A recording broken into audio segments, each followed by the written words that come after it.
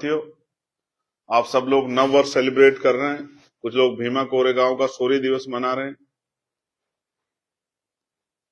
मैं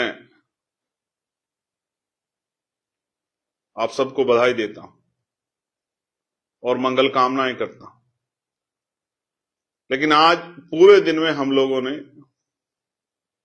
एक road map तैयार किया है और बहुत जल्द उस रोड मैप को लेकर मैं आपके बीच पहुंचूंगा।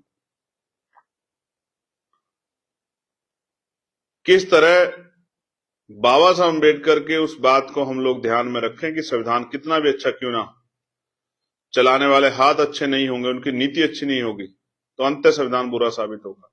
और संविधान कितना भी बुरा क्यों ना हो, चलाने वाले हाथ अच्छे होंगे, उनकी नीति अच्छी होगी तो अंततः संविधान अच्छा साबित होगा। आज इस देश में क्या हो रहा है?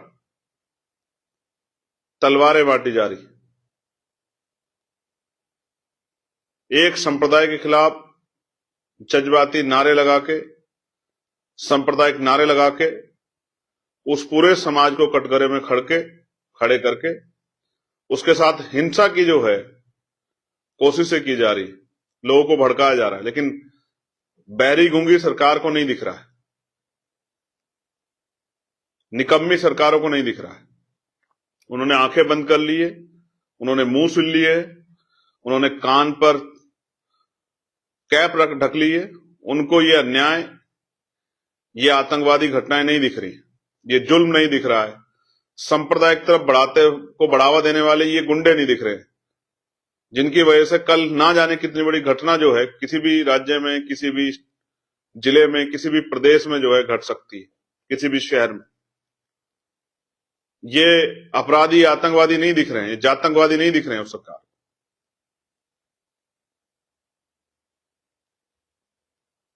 सम्मानित साथियों, 25 तारीख को क्या हुआ?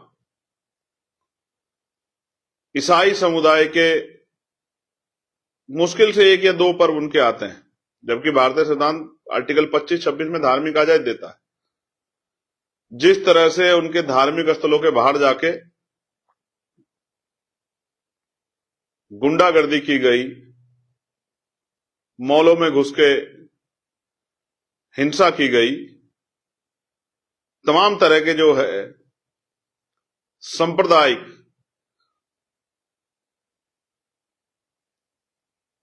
व्यवहार को, सांप्रदायिक आचरण का प्रदर्शन किया गया। गुंडा तंत्रों ने जिस तरह का नंगा नाच किया, ये निकम्मी सरकारों को नहीं दिखा, बहरी सरकारों को नहीं दिखा। जिस तरह का अन्याय हो रहा है उस पे सरकार चुप है। आपको कुदरत ने 2 आंख, 2 कान, 2 हाथ, 2 पैर दिए, सोचने के लिए दिमाग दिया है। हालातों पे नजर बढ़ाइए, किस तरह पिछड़े वर्ग के अधिकारों को छीना जा रहा है, किस तरह आरक्षण को खत्म किया जा रहा है, किस तरह हिंदू राष्ट्र के नाम पर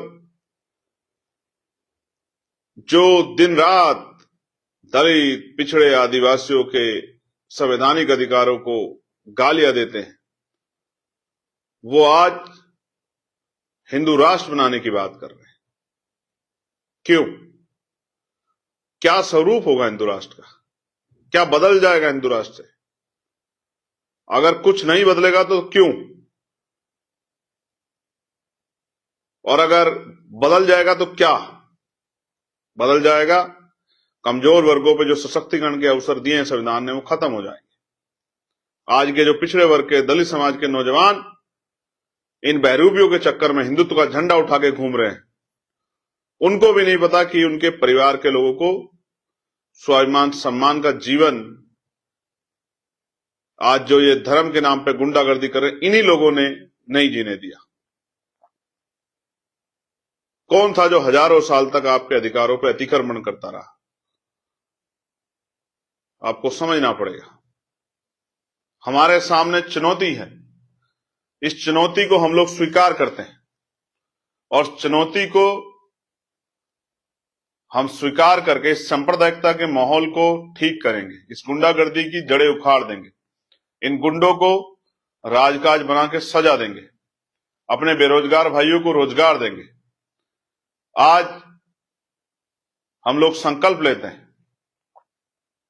1 जनवरी को, अगली 31 दिसंबर तक हम लोग संघर्ष करेंगे, लोगों में भाईचारा पैदा करेंगे, तमाम तरह की कठिनाइयां जो हमारे सामने आएंगी उनका मुकाबला करेंगे, अपने भाईचारे को छोटी छोटी गतिविधियों से नहीं टूटने देंगे, लोगों को जाकर जगाने काम करेंगे, रात्रि प्रचार करेंगे, पूरे दिन भर प्रचार करेंगे, पैदल, छोटे साधनों से, गाड़ियों से, बसों से, ट्रेनों से, घर घर जाकर लोगों को समझाने का काम करेंगे।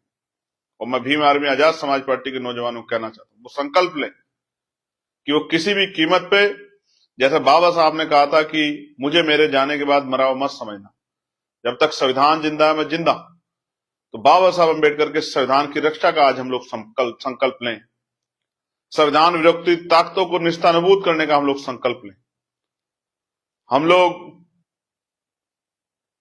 ज्ञान में किससे पीछे ना रहें, हम लोग रोजगार में किससे पीछे ना रहें, हम लोग जो पढ़ रहे हैं खूब अच्छी पढ़ाई करें, जो संघर्ष कर रहे हैं वो संवैधानिक रूप से संघर्ष करें, और जो राजनीतिक सामाजिक काम कर रहे हैं वो आंदोलन को मजबूत करें, तन मन धन से जुटें और संविधान विरोधी ताकतों को मुंह तोड़ जवाब दें। हम लोग संकल्प लेते हैं कि बहन बेटियों के सम्मान की रक्षा करेंगे, हम लोग संकल्प लेते हैं कि हम मेहनत करेंगे, राजकाज बनाएंगे कि जो एनसीआरबी का डाटा कहता है कि लाखों बहनों बेटियों के साथ जो अन्याय होता है उसको हम लोग जड़ से खत्म करने का काम करेंगे। हम महिलाओं को रोजगार देंगे घर पे, हम पूरे साल आशा, आंगनबाड़ी बहनों, भोजन माताओं के वेतन वृद्धि के लिए संघर्ष करेंगे, हम पीआरडी के जवानों के लिए, होमगार्ड भाइयों बहनों के लिए, उनके वेतन वृद्धि के लिए, उनकी विसंगतों को दूर करने के लिए संघर्ष करेंगे।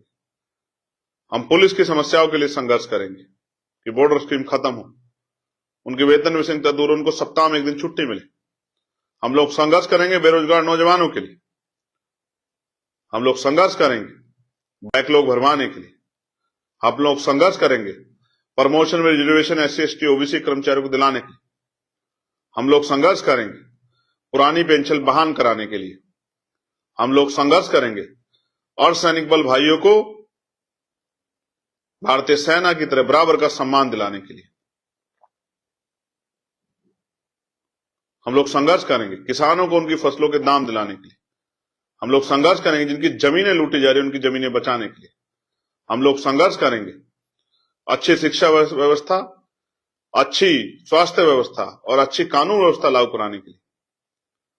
जिम्मेदारियां हैं, नौजवानों की तरफ देश देख रहा है, मेरी निगाह आपकी तरफ है, आप मुझसे बहुत उम्मीद रखते हैं, मैं भी आपसे बड़ी उम्मीद रखता हूं कि आप लोग घर से निकल के इन मनुवादी ताकतों को सबक सिखाने के लिए राजकाज बनाएंगे, बूथ कमेटी बनाएंगे, सेक्टर कमेटी बनाएंगे, भाईचारा कमेटी बनाएंगे, सोशल मीडिया अकाउंट बनाएंगे और जमीन पर काम करके अपने भूखे प्यासे समाज को मुख्य धारा में लाने के लिए संघर्ष करेंगे, लोगों की ताकत बनेंगे। हम लोग संकल्प लेते हैं, लोगों की आवाज बनेंगे,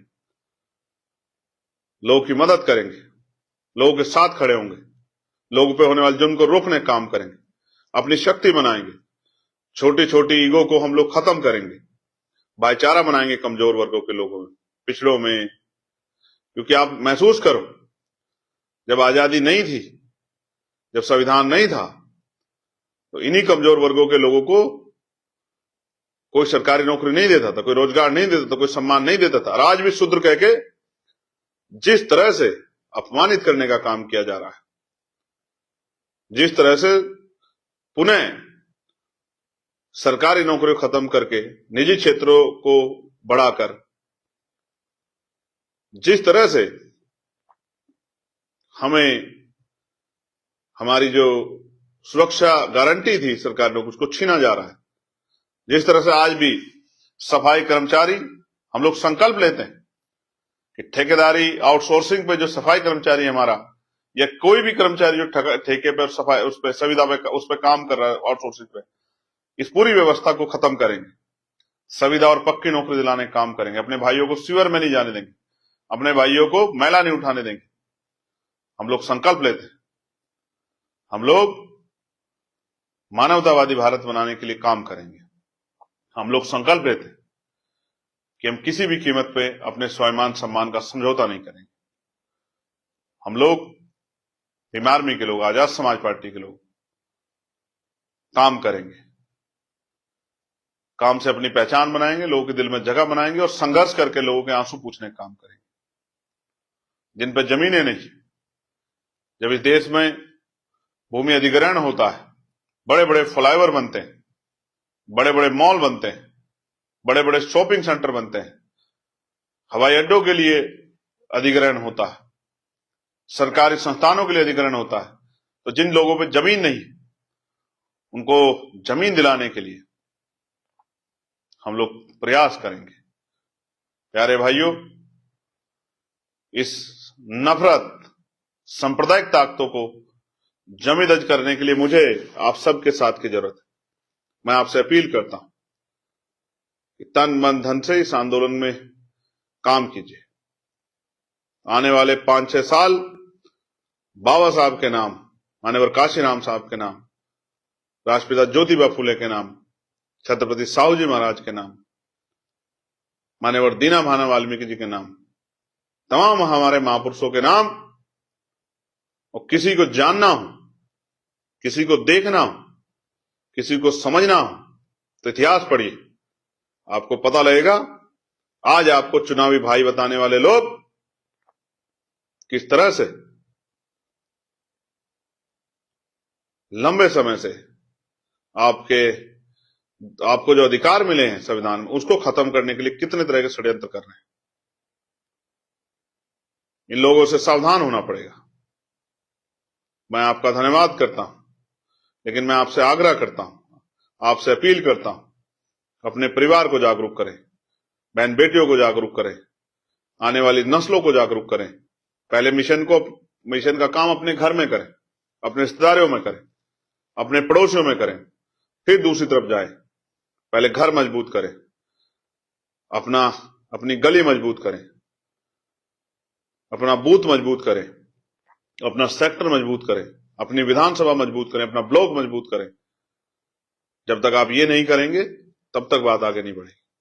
आपने मेहनत करके फसल तैयार कर दी, लेकिन अगर संगठन आपका मजबूत नहीं है, यानी कि फसल काटने वाले लोग नहीं, फसल को बांधने वाले लोग नहीं, फसल को आवश्यक जगह पहुंचाने वाले लोग नहीं है, तो आपकी फसल को कोई दुश्मन चुरा ले जाएगा, आपकी फसल को कोई लूट लेगा, आपकी फसल पर डकैती पड़ जाएगी, आपकी फसल को जला देगा।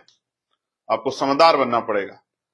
तैयार हुए समाज में भाईचारा पैदा करके आप अपने संगठन को, अपनी कमेटियों को मजबूत कीजिए। यही मेरा आज का संदेश है। जब तक आप इनको कमेटियों को मजबूत नहीं करोगे, अपने संगठन को मजबूत नहीं करोगे, अपनी टीम नहीं बनाओगे, तो आप अपने अधिकारों को प्राप्त नहीं कर पाओगे। आने वाली पीढ़ियों के लिए क्या छोड़ के जा रहे हो? आने वाली पीढ़ियां सवाल करेंगी, मुझसे भी और आपसे भी, कि जब देश के तमाम अधिकार लुट रहे थे तो आप क्या कर रहे थे। मैं चंद्रशेखर आजाद आपके साथ संकल्प लेता हूं कि किसी भी कीमत पे महापुरुषों के कारवा को पीछे नहीं जाने दिया जाएगा। कोई मुसीबत आए, किसी भी तरह की मुसीबत का सामना करना पड़े, जान क्यों ना दांव पे लग जाए, मान क्यों ना दांव पे लग जाए, लेकिन हम लोग महापुरुषों के कारवा को पूरा किए बगैर रुकेंगे नहीं।